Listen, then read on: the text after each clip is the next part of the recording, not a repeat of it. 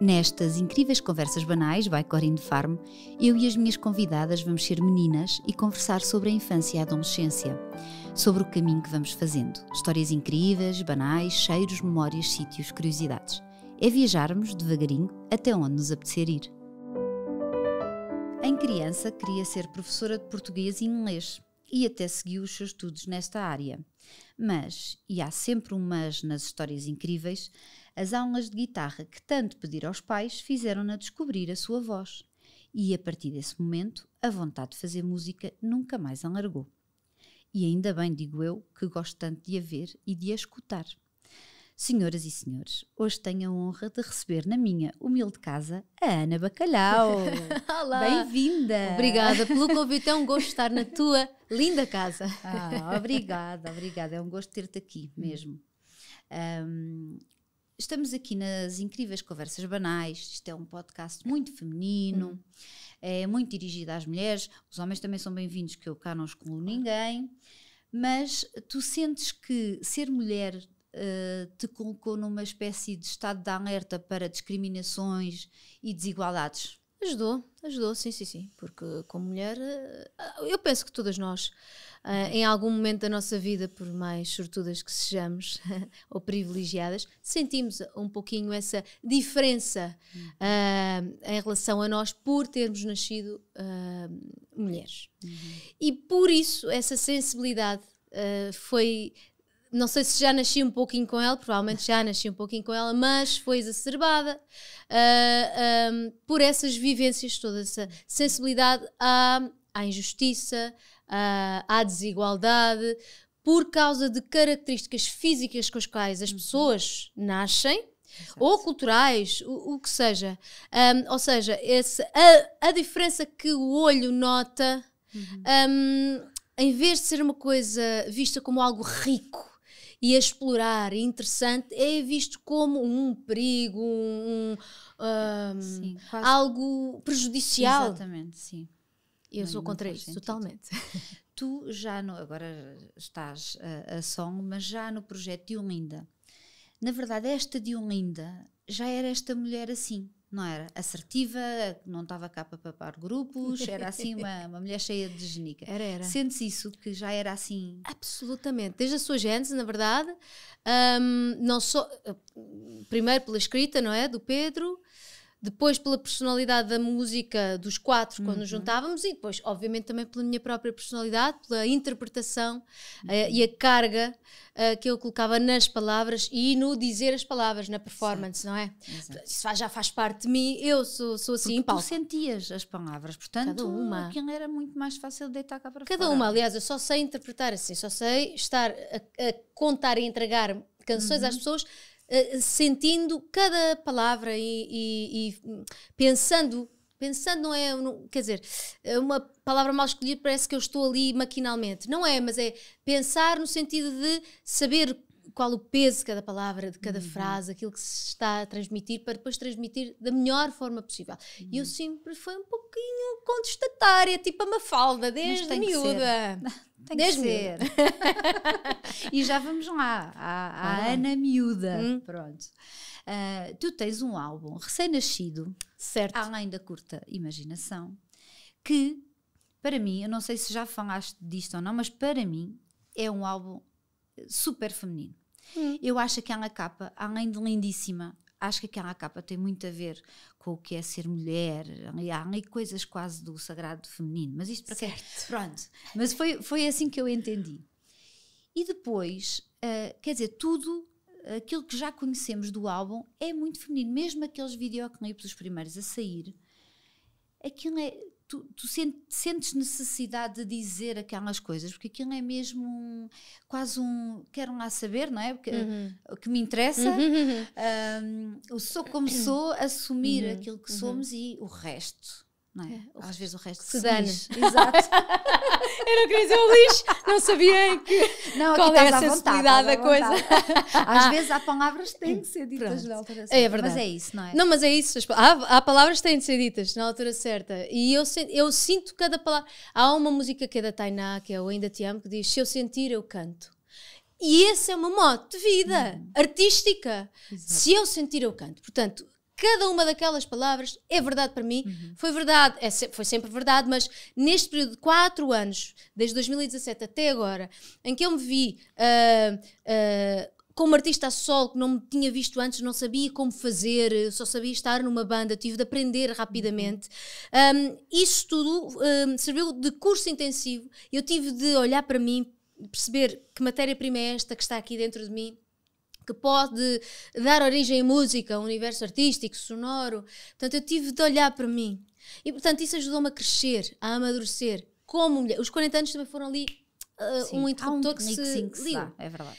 E tudo isso levou a que eu quando os dava-me entregar, o que é interessante, porque já tive até uma pessoa a queixar-se, então, mas cantas a independência das mulheres e esta canção é escrita por homens.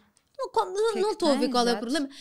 Porque o que tem de se perceber, ou para mim, o que eu entendo é até os homens podem sentir empatia e perceber de onde é que nós vimos com as nossas queixas. Porque também, sendo homens, podem ter na sua vida e ter sentido algum tipo de discriminação.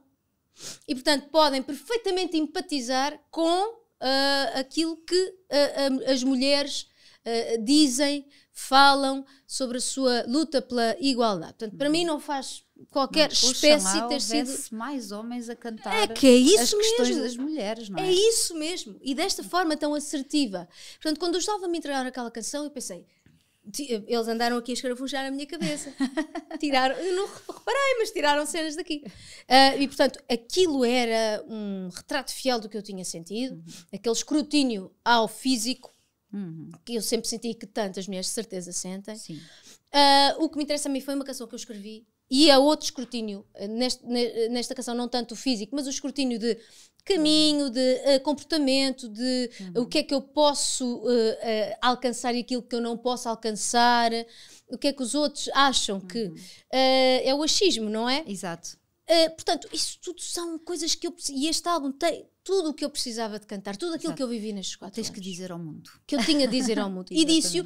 E o que é que isso do ser muito feminino, eu acho que eu até a uma certa altura da minha vida, esse feminino, o cor-de-rosa, fugia dele. Sim, não era queria. A parte do feminino Barbie, esse não. Pronto, de alguma forma se calhar Não eu é? associava a esse universo e queria um outro feminino. Mas à medida que fui avançando, achei uma palermice, porque não incorporar o cor-de-rosa Ora bem. como um símbolo de força, tal como a Capicua também diz, não é? O cor-de-rosa, aquilo é mesmo, é a brigada do cor-de-rosa, é uma coisa de força, porque o cor-de-rosa é a mistura do vermelho com o branco. Exato. E dá a cor-de-rosa, é maravilhoso, são duas cores maravilhoso, fortíssimas e que estimulam emoções fortes. Portanto, para mim está tudo certo, e quando a Mariana Miserável foi quem fez as ilustrações, Ela me é trouxe ótima. aquele universo e aquelas cores, o Sim. cor-de-rosa e também Tem algum um azul. bocadinho, sim, exatamente. Pá, eu achei perfeito. Eu achei lindíssima aquela imagem da capa. Achei mesmo. Aquilo ecoou cá Pois, dentro. Pronto, olha, acho que era a o mim objetivo também, não é? Era. Tu achas que a sociedade, nós falamos muito desta coisa da evolução, há uns anos isto, há uns anos aquilo, mas a verdade é que há coisas que se arrastaram até hoje. Sim. Tu achas que a sociedade ainda faz moça? Neste sentido de muitas de nós, mulheres, ainda ter vontade de se disfarçar, de se esconder, até de desejar viver noutro corpo? Achas que isso ainda acontece? Absolutamente. Então agora com as redes sociais, antes as figuras públicas sentiam isso mais na pele, e continuam a sentir bastante na pele, não é? Mas hoje toda a gente sente isso na pele com as redes sociais, em que as pessoas levianamente se agridem umas às outras, sem pensarem naquilo que estão a fazer, acharem que são só umas palavritas que estão ali a escrever de dentro da sua frustração, imagino, não é? Que haja ali uma frustração para entregar coisas tão feias. E por trás do seu teclado, não é? Todos são muito corajosos por trás do teclado, e não fazem ideia, ou fazem, não é? Depende já da maldade de cada um, naquilo que estão a fazer ao outro, que não está preparado, que nem sequer merece, nem pediu aquilo, Exato. estava só a existir. Uma pessoa está só a existir e de repente leva uma chapada, não sabe porquê. E de onde é que vem, não é? De onde é que vem? E isso condiciona brutalmente as pessoas. A mim condicionou-me durante muito tempo. Antes de eu vir para a música e as pessoas me conhecerem, condicionou-me o que as pessoas pensavam de mim. Depois, então, na vida pública e com as redes sociais, deixei que me condicionasse bastante mesmo. E pá, chegou ali uma altura que ou eu enlouqueci, tornava outra pessoa e era miseravelmente infeliz para toda a vida, ou eu começava a tratar de mim, não é? E escolhi tratar de mim e destratar os outros. Não destratar, não é destratar, mas sim, tem que vir em segundo plano. Ou seja, exatamente. E portanto, mas há pessoas que se calhar não conseguem, não têm ferramentas e depois isolam-se também, não procuram ajuda. E que é uma coisa que as redes sociais bem utilizadas têm de bom, é que a gente consegue chegar a pessoas que estão a sofrer como nós, enquanto na nossa vida se calhar ai, peço desculpa, a nossa rede social é mais pequenina. Ali na internet nós conseguimos encontrar pessoas que estão a passar pelo mesmo que nós, é só procurarmos um pouquinho, mas se calhar as pessoas não têm ferramentas e ficam ali naquele lodo. É verdade. E dificilmente sairão ou sairão muito magoadas. E deixa-me triste também ver que a maior parte dos comentários depreciativos em relação a mulheres são feitos por mulheres. Epá, é uma coisa, não é? Que me deixa doente. Eu fico doente com isso. Doente, mas doente mesmo, fisicamente doente. Aqui das entranhas. As entranhas contraem-se e doem-me. Porquê? Qual é esta coisa? Será que são pessoas que não tiveram coragem na sua vida de se impor a sua verdade, o seu caminho, e que seguiram aquele caminho que disseram, este é o caminho para as mulheres, não podes sair daqui. E as pessoas foram muito obedientes. E depois há outro grupo de mulheres que dizem, não quero ir por esse caminho, vou por este. E estas estão aqui e sentem, afinal eu podia, mas não fui, então vou atacar estas parvas. Sim. Será isso? Sim, como se a felicidade dos outros fosse inversamente proporcional à sua infelicidade, quando podemos todos, quer dizer, até devemos, não é, ficar contentes com as conquistas dos outros. Não é? Acho que... Em teoria é. Em teoria, na minha prática é. Mas eu não sei porque é que isso escapa a tanta gente. Porquê? Não sei, não faço ideia. É algo que isto tudo são pontos de interrogação para mim, são teorias, são coisas em que eu penso porque é que algumas mulheres são tão más no julgamento das outras mulheres, porque é que são mais machistas do que tantos homens que eu conheço que não são machistas, e algumas mulheres são tão. Porquê? Porquê é que fazemos isto? Porquê é que fazem isto às suas sorores, às suas irmãs? Porque eu acredito profundamente nisto da sororidade, da irmandade, de sermos uma comunidade de pessoas que no feminino se ajudam, se puxam umas às outras. Eu acredito mesmo nisto. E obviamente que as pessoas são livres de não quererem pertencer a essa irmandade, mas quererem atacá-la, isso eu não entendo, porque é uma coisa boa e de paz. Não dá mesmo para compreender. Não entendo. Essas pessoas se calhar podiam tentar explicar, em vez de agredir, explicar porque é que dizem isso, fazem essas coisas, fazem esses comentários, expliquem, em vez de chamarem nomes e de julgar, expliquem-se, para a gente perceber um bocadinho melhor. Eu acho que só conversando, comunicando, é que nos vamos entender as duas partes. Que a outra parte eu não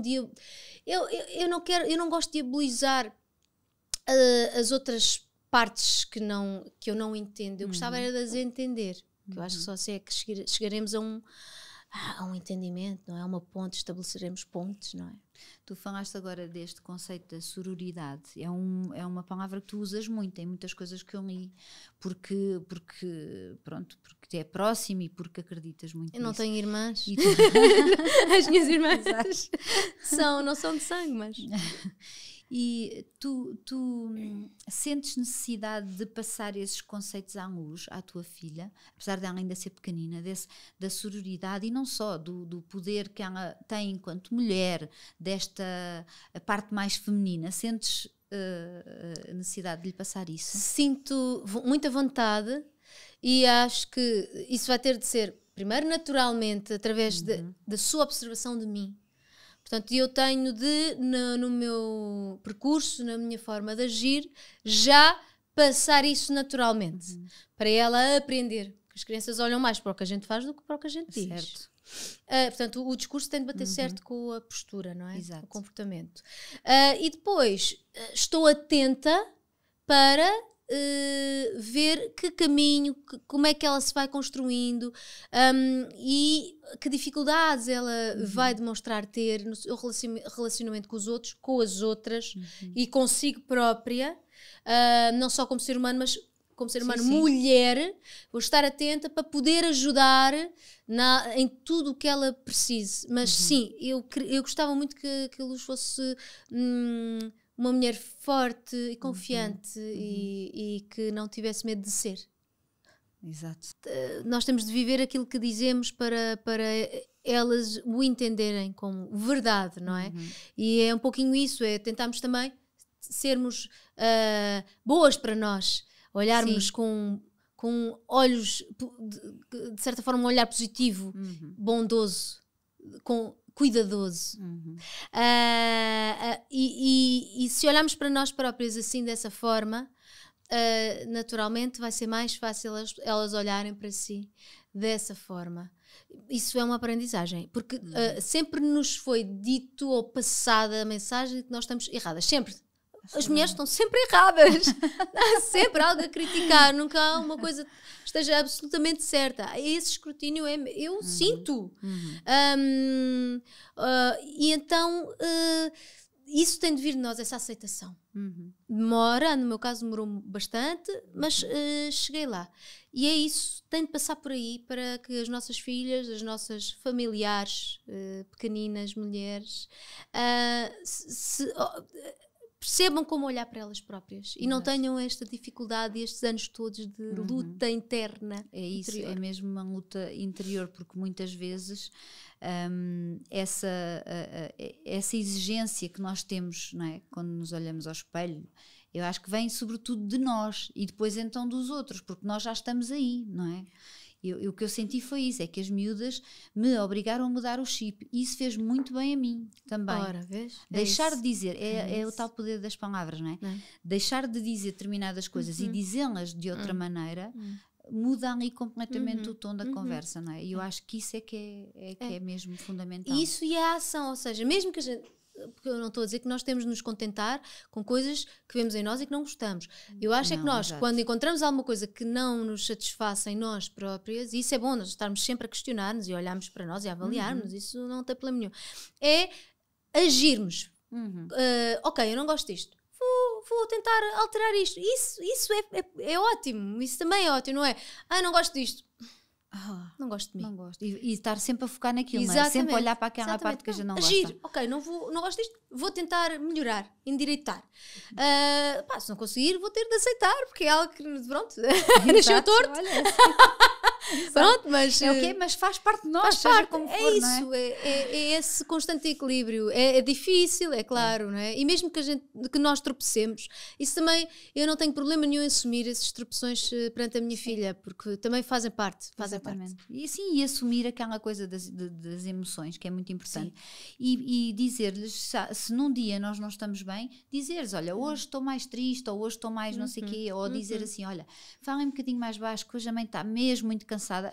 Eu digo-lhes as coisas como diria uma amiga, sempre as tratei como se fossem adultas, ou pelo menos sempre que entendessem as tratar como pessoas. Exatamente, desde muito pequeninas. É isso, faço assim também com a Luz. E por falar na Luz, tu sentes que na tua relação, no teu relacionamento com ela, que isso te faz voltar à tua infância? Muitas vezes sinto isso, muitas vezes. Faz-me lembrar aquelas coisas que eles têm, são nossas, nós revemos neles. Fazem-me olhar como se fosse de fora para mim e perceber algumas coisas em mim e perceber a reação dos outros a coisas que eu não entendia porque é que reagem assim, agora percebo, e a reviver coisas e aceitar-me também um bocadinho melhor. Ai, olha que giro, eu era assim.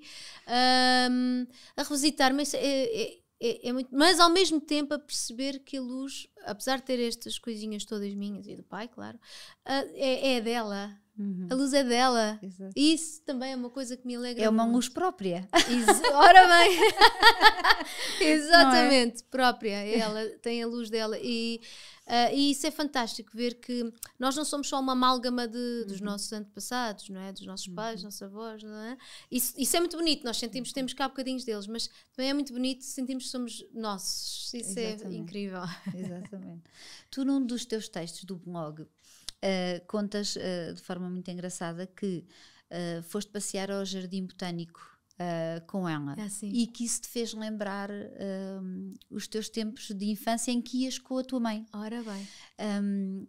Portanto, existe sempre esta ponte aqui, Existe. não é? A relação mãe-filha é uma relação muito importante. E, de facto, eu acabo por perceber que quero fazer coisas com a luz e percebo que eram coisas que eu fazia com a minha mãe. Ir à baixa, lanchar com a luz. Era uma coisa que eu adorava fazer com a minha mãe. Ou ir às compras, ou ir ao jardim zoológico, ou na altura, nos anos 80, o jardim zoológico era uma coisa, pronto. Hoje em dia Sim, é mais banal, mas na altura era incrível. Ou ir ao jardim botânico. Todos esses programinhas que eu fazia com a minha mãe e que eu quero passar também a fazer com a minha filha, porque deram-me tanto prazer a mim. Sim, é isso. E não só estar nos sítios, mas principalmente a relação que se constrói, não é? Entre as duas. É um bocadinho aquela coisa de criar memórias felizes, não é? Porque são as nossas memórias felizes e elas até podem nem entender da mesma maneira que... Claro, ou podem nem dar a mesma ser. importância que Sim. nós demos. Sim. Mas realmente é uma coisa que preenche, não é? Vê-las brincar nos sítios onde eu brinquei, acontece na casa dos meus tios-avós, é uma coisa que me comove e para elas já há de passar completamente ao lado, digo eu, mas a mim comove-me. E uma das memórias que eu tenho era realmente de ir à baixa com a minha mãe, comprar sapatos em que calçavam logo os sapatos novos e traziam os velhos dentro da isso caixa. é um clássico. Um clássico. E depois de ir lanchar à Confeitaria Nacional, principalmente na altura do Natal, íamos sempre comer a torradinha e o chocolate quente. Não é? Há coisas muito... São os anos 80, não é? Os loucos. Anos 80, maravilhosos anos 80. Ficávamos felizes com isto. É tão bom. Sim, sim, com pouco, não é? Exato. Mas só de estarmos ali juntos a viver, não é? A fazer coisas banais. Exato. Eu acho que o banal tem muito que se lhe diga. Eu acho que esse banal íntimo, não público, o banal íntimo, só de nosso, de aconchego, de ninho, do dia a dia. A minha memória, quando eu estou mais a precisar, quando estou mal, mais em baixo, vai-me para esses, é para aí que vai, aqueles pequenos flashes que nos ficam na memória, que são assim, coisas do dia a dia, mas são essas que nos salvam. Também as extraordinárias, obviamente, mas o banal tem esse poder de nos salvar, vai ficando aqui na nossa memória e muitas vezes vem ao nosso socorro.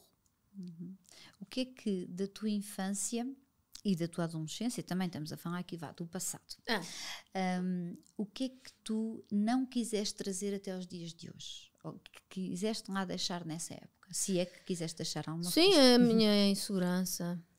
Quis. A minha absoluta insegurança em relação a mim, que depois, os ingleses têm uma palavra que é bravado, uma bravado, não sei bem como traduzir isto em português, parece assim aquela couraça de força que eu tinha para me resguardar, porque sempre fui extremamente insegura. E isso, eu não quero voltar a isso, fui largando esse lastro. E agora já consigo voar um pouquinho. Antes Mas só voava rasteiro. Exato. Já vou mais É alto. como a andota, não é? Voava baixinho. Baixinho, agora está mais para aqui. Agora. Sim. E acho que o andar do andor, da Exato. idade, é capaz mesmo de querer soltar o lastro todo Exato. e voar, a ver se consigo. Mas era isso, essas inseguranças. Mas essas inseguranças também, se calhar, tinham a ver com... Quer dizer, tu passaste um mau bocado na escola, não é? Com a Passei. questão do nome. Não com a na questão adolescência, da- foi mais do quando, corpo, não é? quando era Portanto, pequenina. Mas depois chateavam-te um claro, bocadinho depois com na isso. adolescência isso... É assim, o que aconteceu comigo foi, quando era miúda, entrei para a primária, era gordinha. Gordinha, não era gorda, uma criança gorda. O gordinho parece que era só assim uns chonchudinhos, era mesmo gordo. E pronto, e obviamente que isso me tornou um alvo. Penso que tenha sido também isso, o bacalhau. Exato. E não ter reagido assim da melhor forma quando começaram a gozar comigo. Eu senti-me. E eles, as pessoas toparam isso, não é? Os bullies. E ainda se tornam mais agressivos. E aí é que não largam mesmo. Porque deram o conta osso. da tua fragilidade. Exatamente. E, portanto, isso depois, eu transportei isso pela minha vida toda, que eu era até aí uma criança muito extrovertida. A partir daí fechei-me. E transportei isso até a adolescência. Na adolescência emagreci bastante. Emagreci mesmo. Foi, olha, quase na altura em que eu peguei na guitarra e comecei a cantar. Foi mesmo ali uma ferramenta incrível. Porque na altura não havia cá psicólogos nem nada disso.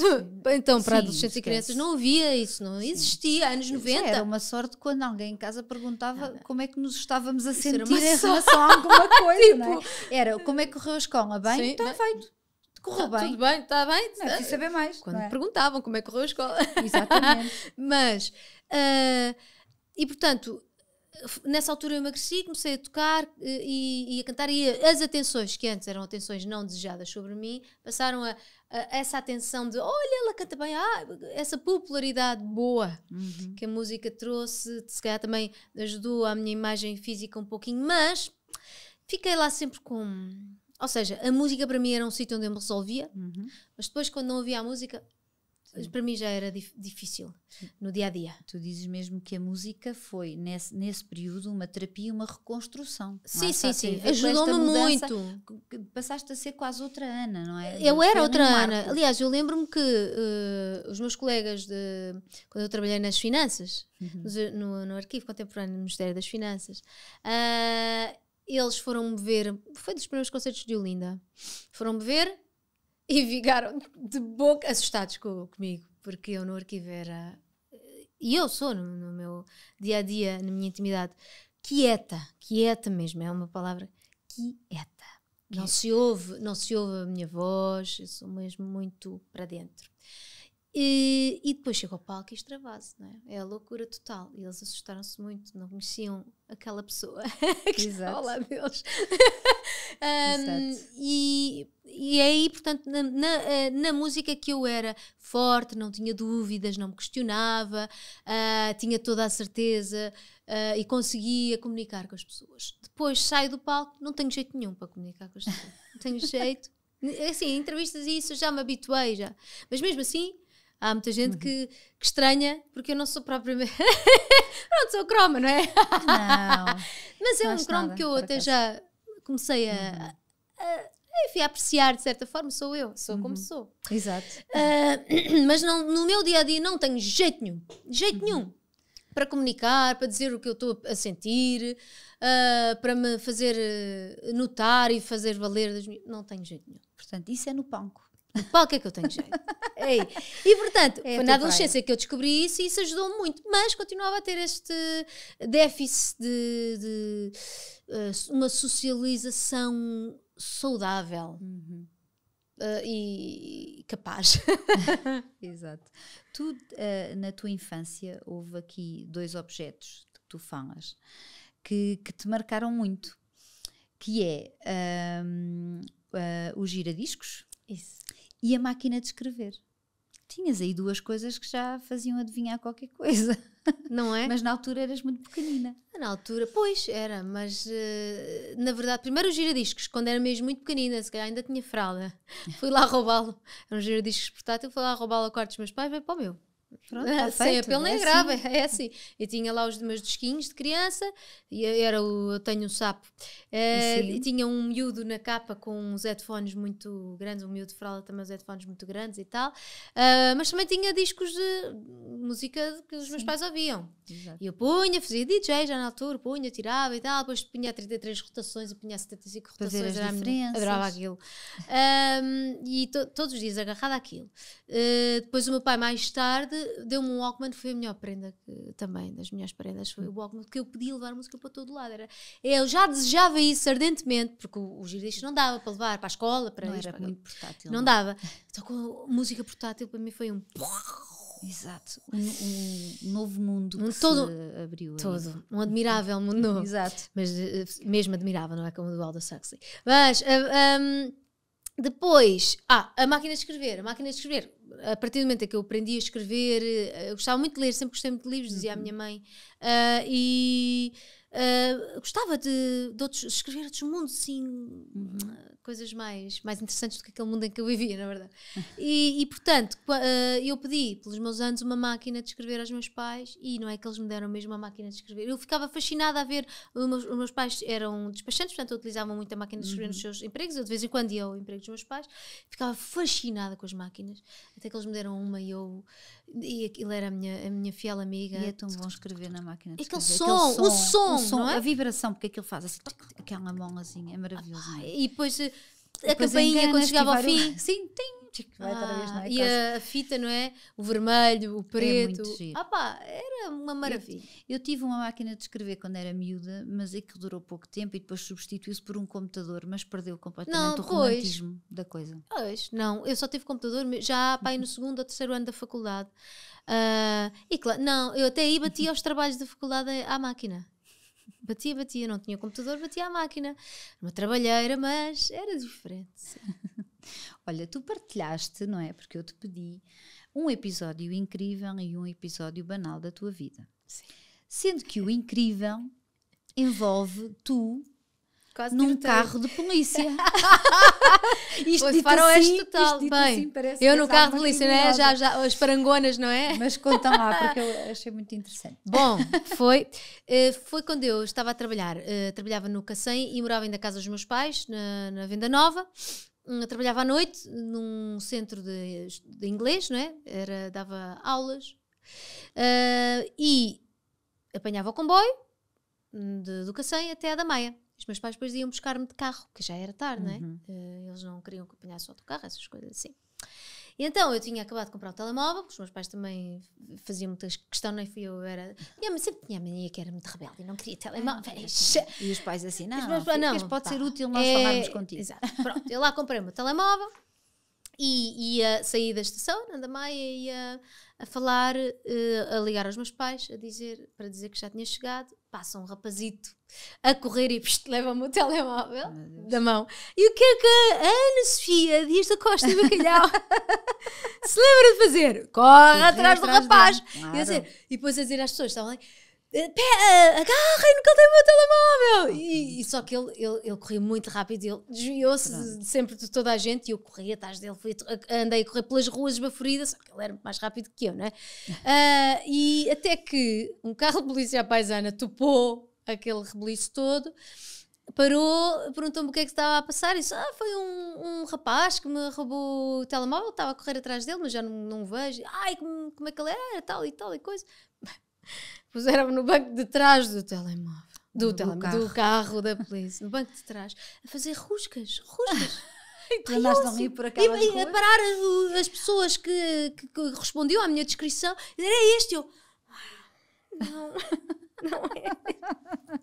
Não é, portanto, e pronto, não se achou a pessoa nem o telemóvel. Acabei a minha noite nas quadras, meus pais super assustados porque entretanto o rapazito ainda gozou com a situação, disse ela não está, não sei o quê, e os meus pais ficaram muito aflitos com aquilo. Mas pronto, lá me encontraram na esquadra. E pronto, o telemóvel nunca apareceu, mas foi um faroeste e danado. Nunca foi encontrado, né? Do rapaz. Não, o rapaz não, ficou com o telemóvel, agora já não o deve ter porque está super desatualizado. Isto já foi deve ter sido para aí em 2003. Daqui a pouco, há 20 anos, parecendo que não é? Isto é. Verdade. E depois tu tens um episódio banal, muito querido ao mesmo tempo, e foi uma coisa boa que te aconteceu e que envolve umas piscinas naturais. É verdade, mas piscinas naturais ali ao pé de onde eu passava os meus verões, na aldeia da minha avó, Carvalhal de Moraes, ao pé de Tondela, e lá perto de Tondela havia umas piscinas naturais, e nesse verão abriu um escorrega, um ou vários, já não me lembro, escorregas de água, que eu adorava. Então eu fui com os meus primos e eles tinham lá os pais, eu não tinha os meus pais na altura, fui com os meus primos e com os pais dele, e os meus primos tinham dinheiro para ir às piscinas, porque aquilo cobrava-se, não é? Para ir às piscinas, para ir às escorregas, e eu não tinha vindo prevenida. E eu estava já muito triste com a hipótese de eles irem aos escorregas e eu não. E tu não, pois. Eis que se não, lá na piscina natural, aquilo era meio lodoso, não é? Eu começo a sentir com os pés assim uma coisa que não era uma pedra, não pertencia ali, não é? Fui buscar, comecei a lavar aquilo, era assim uma bolsinha pequenininha. Eu abri a bolsa para ver se tinha uma identificação, para ver se era de alguém. Assim, umas notinhas. Saiu uma sorte grande. Pronto, mas ainda tentei ver ali à volta se era de alguém, não é?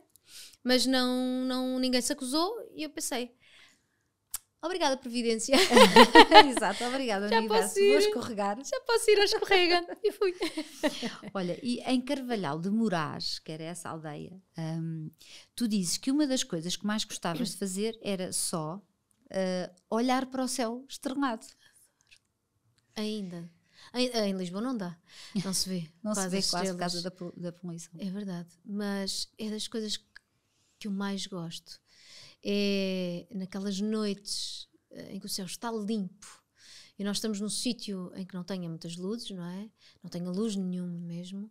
Estar assim, deitada, a olhar para as estrelas.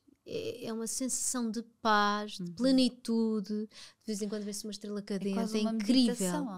Sim, talvez fosse como eu sempre fui muito nervosa, esta energia nervosa que eu tenho, é muito difícil parar. Apesar de eu dizer que sou muito quieta, mas eu sou quieta, mas cá dentro só Deus sabe. Um turbilhão lá dentro. Então é muito difícil eu parar e focar. Também se calhar é por isso que eu gosto de cantar, estar em palco, porque ali tenho que estar focada. E ali, quando eu estou a olhar para o céu estrelado, sinto-me assim, estou pausada. Não é o pausado do ioiô. É pausada, assim, carreguei na pausa e estou só ali a existir, vá. Exato, e a contemplar, não é? Sim, a contemplar. E a estar só contigo, a sós contigo, que é uma coisa que tu dizes que precisas muito, não é? Eu preciso tanto, preciso mesmo.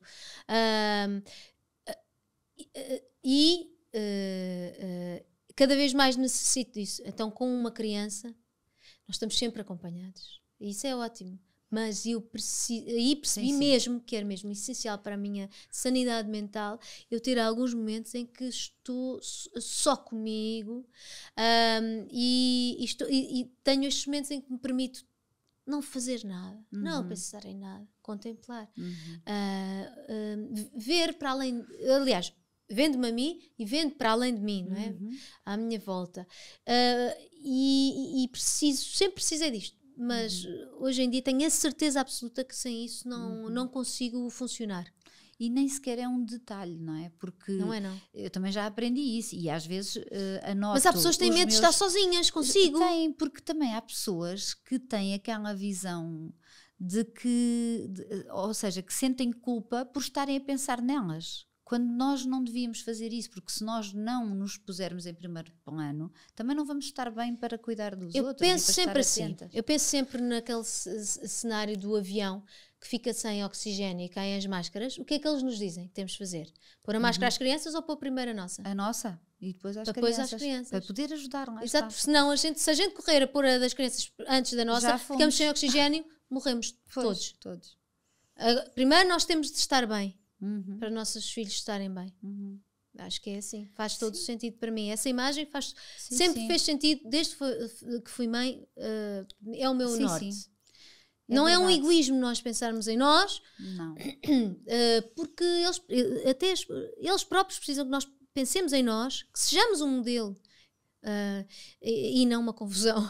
Exatamente. Se bem que somos sempre confusões incríveis, cada mas um é a sua própria confusão. Mas exatamente. uma confusão que está ali sempre a tentar resolver-se, equilibrar-se e não a sobreviver. Está a tentar viver, a não correr sobreviver. Atrás do prejuízo é muito desgastante. É muito desgastante. Eles precisam que nós estejamos bem.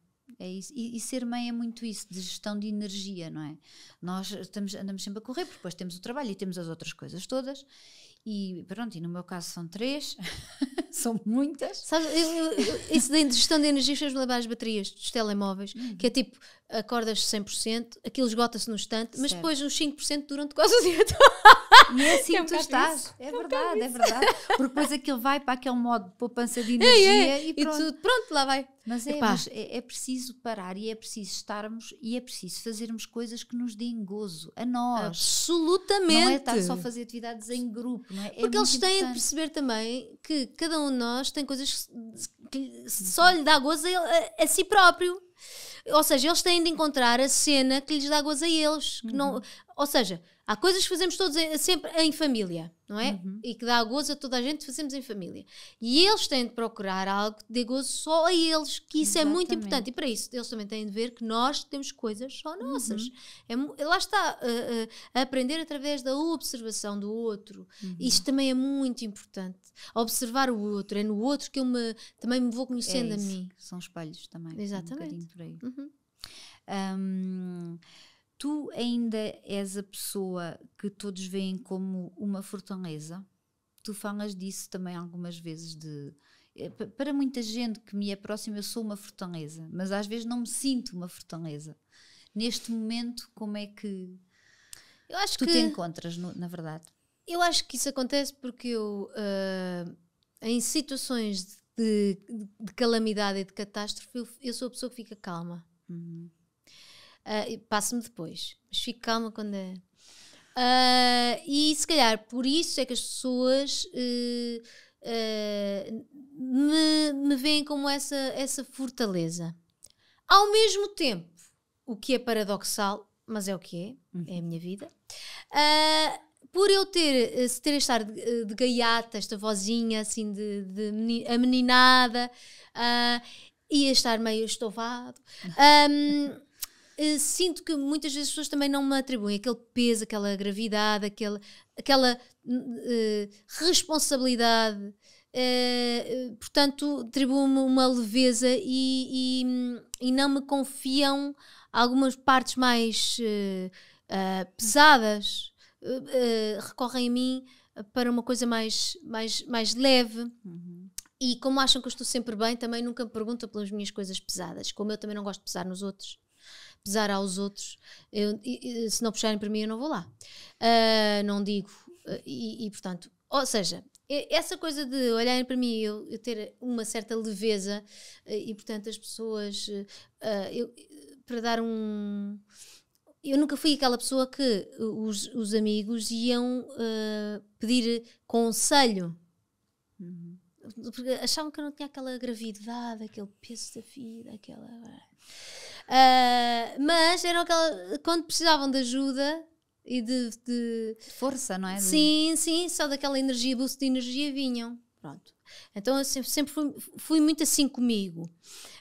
Mas isso tudo é um embuste, ou seja, nem eu sou uma fortaleza, nem sou super leve, e eu tenho uma pequena filósofa dentro de mim, estou sempre a pensar nas coisas e nas coisas e nas coisas, e não é que eu queira dar conselhos às pessoas, que eu não sou nada disso, eu não acho que tenha a verdade para entregar, mas eu observo muita vida, já observei muita coisa e tenho algumas perspectivas e até gosto de conversar com as outras pessoas sobre as dificuldades que elas têm, não é para numa coisa de cosquice, é para poder também contribuir de certa forma para as fazer ver as coisas, se calhar de uma perspectiva que elas nunca terão visto, e isso ajudá-las a resolver alguma coisa. Eu gosto muito desse papel, de apenas observar e com essa observação entregar essa observação às pessoas. E também adoraria que de vez em quando me perguntassem se eu estou bem, mas preparem-se, porque quando eu começar, Abres a torneira. vai ser uma enxurrada, uma enxurrada. Olha. Para lá está ter essa perspectiva do outro que me pode ajudar, coisas que eu nunca tinha pensado dessa forma. E por isso é que tu também escreveste que nós devemos sempre abraçar as pessoas que nos parecem fortes. Porque tem a ver com isso. Pá, tem. Tantas vezes que eu estou a olhar para alguém, pá, sempre tanto um abraço teu, mas eu sou incapaz de dizer, sou incapaz de pedir, não sei, não sai. Parece que tenho, agora com as máscaras é mais fácil, parece que tenho aqui uma coisa, uma mordaça, que não me deixa falar. Sabem aqueles sonhos que a gente às vezes tem que a nossa boca está colada? Terrível. Sim. Queremos gritar e não sai. Isso acontece muito também acordada sem estar a dormir. E eu não consigo pedir esse abraço. Portanto, o que eu digo, o que eu peço sempre é que as pessoas que conhecem que são essas fortalezas, são fortes e que não é, ali acham que nada as abala e que estão sempre bem resolvidas, deem-lhes um abraço de vez em quando, porque elas de certeza que estão a precisar. Exatamente. E fez muito sentido isso, essa frase. Tu também agora falaste das máscaras, tu também te custou muito esta questão dos confinamentos, não é? Quer dizer, custou a toda a gente, mas para ti, tu até publicaste algumas coisas que tinham a ver com isso, que foi duro para ti este processo, não é? Porque também precisas das pessoas, precisas do... Claro, eu utilizo esta palavra muito quando falo de palco e de música, é comunhão. Nós estamos ali a estabelecer uma ligação incrível no palco, com o público, com os outros músicos. É uma ligação forte, que sobrevive há anos e anos, que nos vamos lembrando. Estas coisas que nós, excepcionais, neste caso não banais, espera-se, que também nos ajudam quando voltamos atrás e pensamos, olha, naquele concerto eu senti aquilo, foi incrível, e ajudam-nos, preenchem-nos naquele momento quando estamos vazios e ajudam-nos a andar para a frente. E são esses momentos incríveis de ligação com o outro que eu preciso tanto e foram-me retirados, não é? Exato, durante muito tempo. Tanto, ainda não estão normalizados. Pois não, é verdade. E, portanto, agora encaro cada concerto como o primeiro concerto, que sabes como é?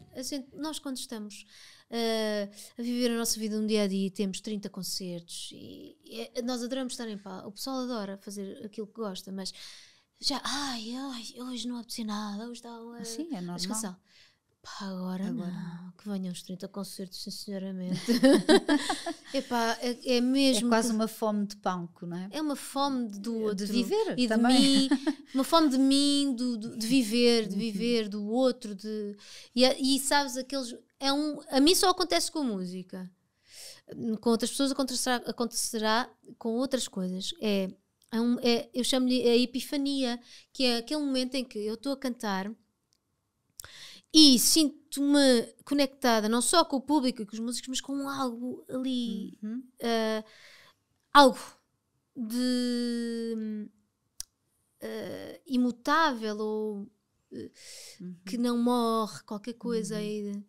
Eu chamo-lhe a divina, mas apesar de não ser religiosa, não sei, é quase uma estrutura ser uma igreja, que não se vê, não é? É algo que está ali.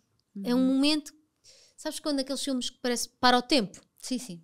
E tu mexes, está mesmo e tal, mas o tempo parou. parou. Tudo parado, sim. E está tudo... É isso. Pá, isso só me acontece na música e eu preciso tanto disso. É uma coisa, é uma sensação incrível em que tu por um momento és imortal. É espetacular. Muito giro. Olha, nós estamos já aqui a chegar ao fim da nossa conversa. E tenho uma última pergunta para te fazer, que é, hoje em dia, quando te olhas ao espelho, que mulher é que tu encontras? Uma mulher que não deixou de ser menina, porque isso para mim é essencial, é não perder aquele brilho nos olhos, de ver as coisas como que pela primeira vez, e ser mãe ajudou-me, não é? A Luz vê muitas coisas pela primeira vez e esse olhar dela ajuda-me também a não perder. O cinismo para mim é uma coisa muito tenebrosa, que eu não quero para a minha vida. E portanto, vejo ainda a menina, vejo a garota que estava no seu quarto e sonhava. Sonhar é muito importante. Mas vejo depois a mulher, o ser humano que aprendeu imensas, tantas coisas que eu aprendi e que Agora tenho o saber, como aplicá-las, a vontade de as aplicar, e ainda essa criatividade de criança para as fazer à minha maneira. Portanto, essa maturidade que não deixou cair uma certa imaturidade ou jovialidade. É essa mulher que eu encontro segura de si, não papa grupos, como tu disseste no início, que se encanta pelo mundo, pelas pessoas, e que sabe o seu caminho e quer trilhá-lo. Muito bem, e estamos aqui mesmo a falar de caminhos, portanto. Obrigada. Obrigada, eu. Tu tens aí um presente da Corinne de Farm, que é para ti e para a Luz. Olha, que bom. Opa! Ih, bem pesado! Maravilha! Epá, posso espreitar? Podes, à vontade. Olha, aqui ainda por cima tem uma coisa que também é muito importante para ti, que tem a ver com o respeito pela natureza, a mãe de todos nós, não é? Não é? E aí tens, apesar das embalagens serem de plástico, Bio? são 100% recicláveis. Tudo o que está aí. Incrível! As toalhitas são biodegradáveis, não ficam no planeta a sujar. Portanto, olha, tens aí muitas coisinhas para ti e para a Luz. Que maravilha, obrigada. Obrigada, adorei. Agora para terminar vou-te só ler aqui uma micro-história, posso? Por favor, lê. Posso deixar isto aqui? Não Podes deixar atrapalho? aí. Então, era uma vez uma menina que adorava fazer caretas e poses, muitas poses, no momento de lhe tirarem uma fotografia. Na família começaram a desenhar mentalmente um futuro na representação, até que ela começou também a fingir que cantava. Mexia a boca, mas não emitia um único som. Nada. Cantar é rezar 2 vezes, dizia-lhe a avó. E de tanto repetir, a menina começou a acreditar mesmo nisso. Um dia ganhou coragem e cantou pela primeira vez. E assim descobriu o instrumento que sempre estivera no seu corpo, a voz. Desde então nunca mais parou. Precisa de cantar para se compreender, para chegar aos outros e para contar histórias que refletem a sua verdade. Nasceu em 1978, chama-se Ana e um dia há de ir ao Japão. Já fui ao Brasil. Que é uma das tuas viagens de sonho, não é? É verdade. Opa, que bonito. Agora fiquei assim, estremecida. Que bom. Para mim é bom. Obrigada. Sim, ao Japão, a todo lado, a todo mundo. Eu quero é viver. Quero é viver. Quero. Tenho fome de vida, de conhecimento e de voar com as minhas próprias asas, não pedir asas emprestadas.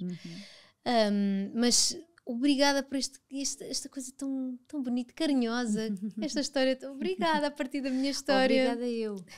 E gostei muito desta nossa conversa. Eu obrigada. Também, do coração. Beijo.